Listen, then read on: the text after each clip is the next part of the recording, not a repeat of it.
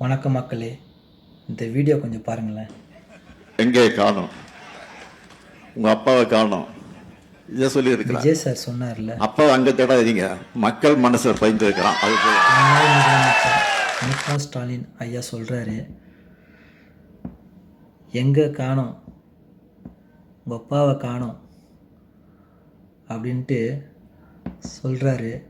அப்போ அதுக்கு என்ன சொல்கிறாரு, மக்கள் மனசில் போய் பாருங்கள், எல்லா மக்களோட மனசில் நான் இருக்கேன் அப்படின்னு சொல்கிறாரு.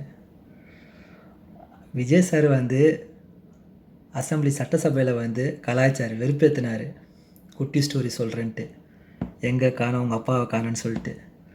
ஆனால் கோவப்படாமல் அழகாக டீசெண்டாக பேசுகிறாரு பாருங்க. இந்த ராஜா பேசினார் பாருங்க, நாதாரி கீதாரின்னு சொல்லிட்டு.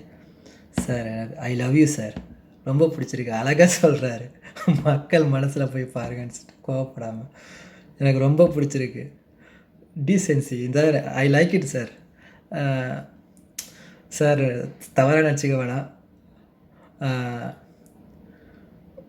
மக்கள் மனசில் நீங்கள் இருந்திருந்தீங்கன்னா முதலமைச்சராக இருப்பீங்க, அதே அசம்பிளியில் வந்திருப்பீங்க. ஆனால் வரல. ரெண்டாவது, நான் பெரம்பூர் தொகுதி தான், சீரியஸாக நான் பெரம்பூர் தொகுதி தான்.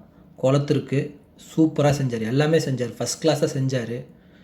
நானே எதிர்பார்க்கல, கண்டிப்பாக அவர் வின் பண்ணுவார்னு நினச்சேன். மக்கள் பார்த்திங்கன்னா திடீர்னு இந்த மாதிரி ஷாக்கிங் நியூஸ் கொடுக்குறாங்க. கண்டிப்பாக அவர் வின் பண்ணியிருக்கணும் குளத்தூரில், ஏன்னா நிறையா பண்ணார் சார். அவ்வளோ பண்ணிய மக்களே அந்த குளத்தூர் தொகுதியே அவங்க மனசில் அவங்களை வச்சிலையே சார். எம்எல்ஏவை கூட நீங்கள் வின் பண்ணலையே சார்.